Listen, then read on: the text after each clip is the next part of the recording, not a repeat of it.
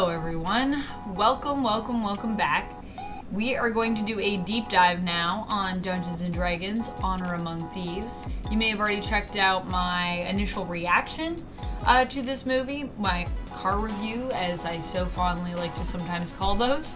But we are back again. I'm still dressed as Bree, and we're going to be talking about Dungeons & Dragons Honor Among Thieves in depth. We're talking spoilers, so this is your spoiler warning. There will be no other spoiler warnings after this point. So know now, if you are watching this, I might spoil this movie for you if you continue past this point, okay? But that being said, I also feel like even if you are watching spoiler reviews for this movie before you go to see it, you should still go see it. It's so amazing. It is so good. It is literally... It's literally as good, I think, as we could have, like, really hoped for with this. This is a really fantastic film, and I don't think spoilers should or will keep you from it, because it's just really the moments and how they land that makes this movie magical to me. That and the effects. I'm going to talk about some of the practical effects first. The thing that I think that is really cool about this film is that it's kind of a really great combination of practical effects with CGI and digital effects. So you've got practical effects, digital effects, and they're using a little bit of both. And it just looks really good. Like, I was very fortunate.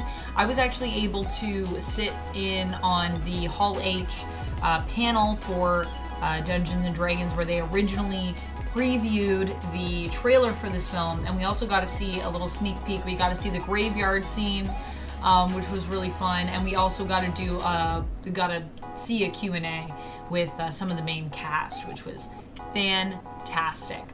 I think the thing where this movie really is amazing is it really boils down to the moments that happen between the characters. And I think a lot of what's great about this is just the complexity of some of these interactions that on paper seem very fun and very light.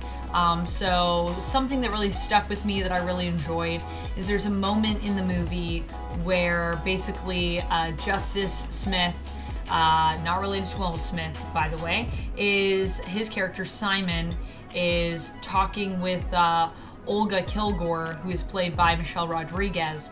And basically Olga is saying to him, hey, you know, like, why don't you just like magic a solution to this? Like, can't you just magic a way for us to get in this vault to steal this stuff? And he's like, you know what? I'm tired of people telling me to just magic stuff, okay? That's not how it works. Yeah, like, there's magic, but like, you can't just magic stuff. This is a world, this is a real world, okay? With magic, and it's not that easy. Not everything can be like magicified. There's not an answer for everything. And I just loved this rant because on paper, it's just funny, right? Like, you know, this magic user who's being told to just magic his way through something, who's like, I can't magic everything. That's just funny on paper.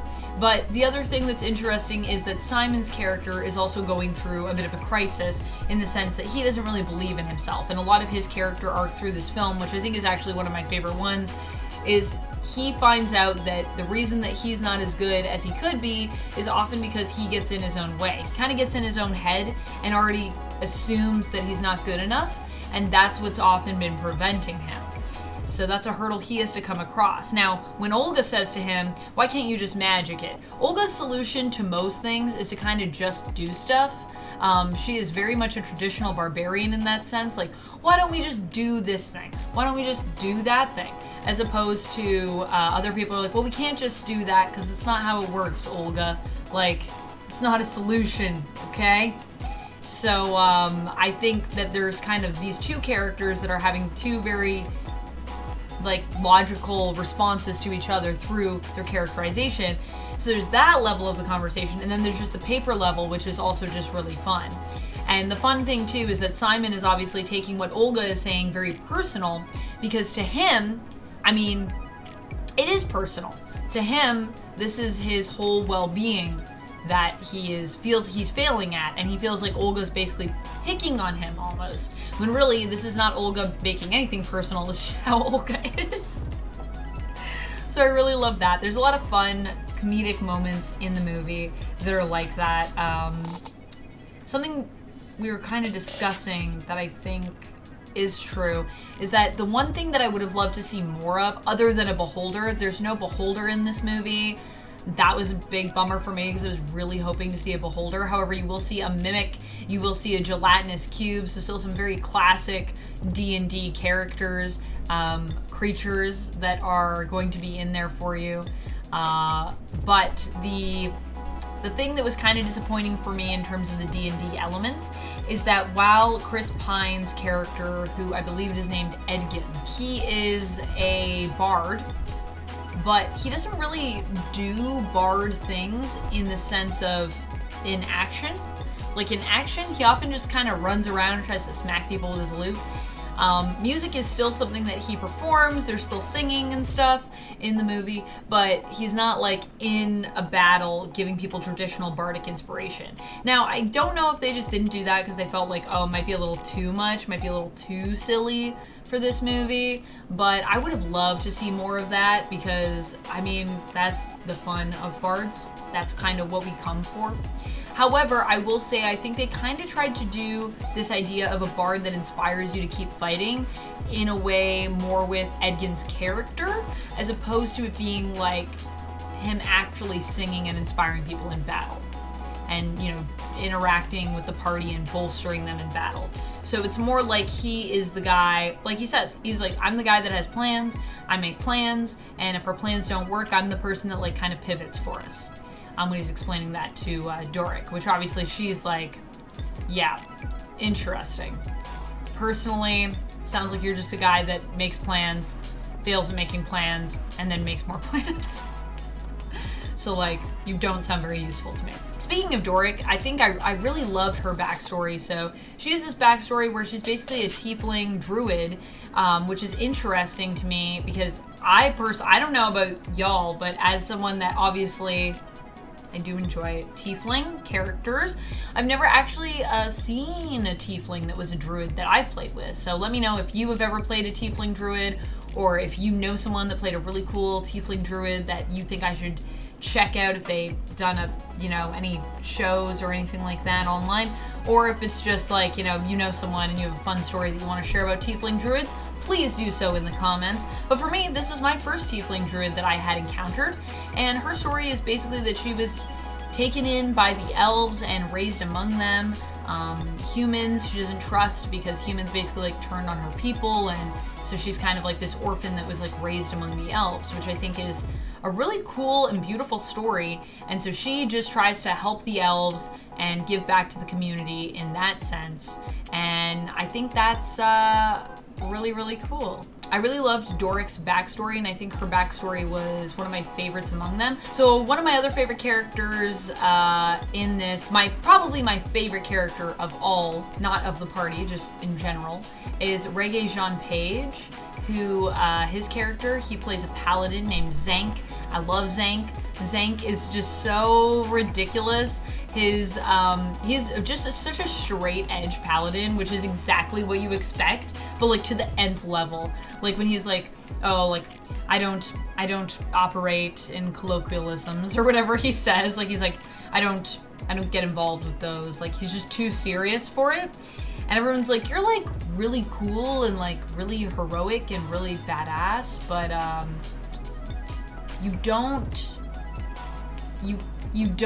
you're not like a fun guy, like at all, are you? Not fun to talk to, not fun to hang out with, just like a cool badass.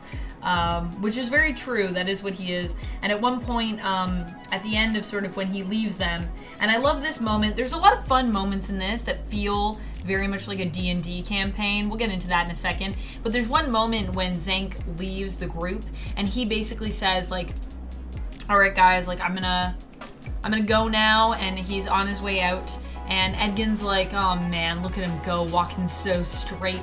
He walks so straight all the time. You ever notice that? He's always walking super straight. And he's like, oh, a rock. Oh, what's he gonna do?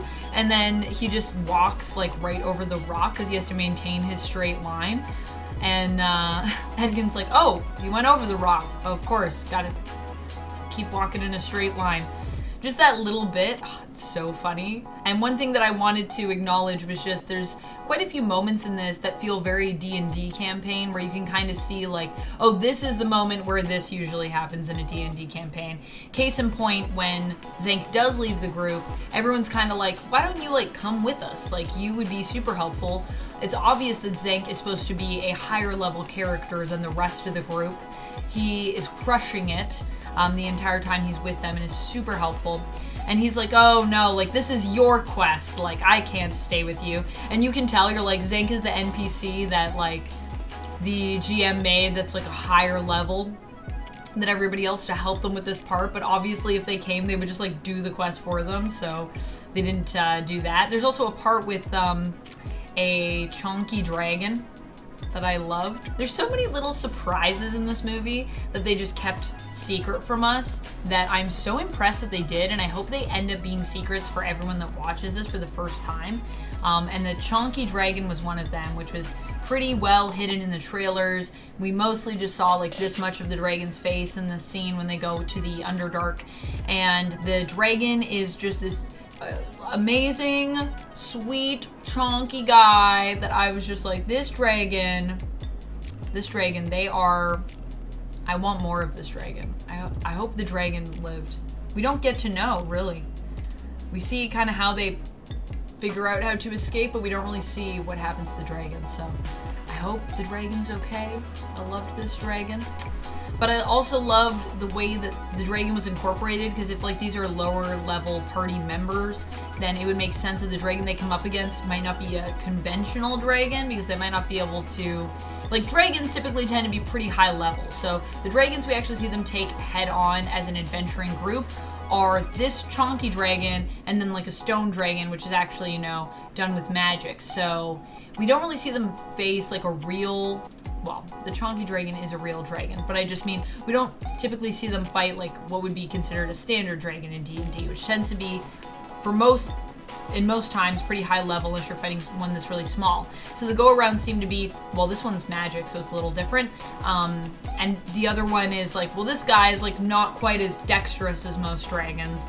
However, still a dragon, still powerful, definitely hungry, definitely coming for you, and you know, there are other threats you have to consider with the fact that this is a bigger dragon. So yeah, I loved that dragon. I thought it was so cute.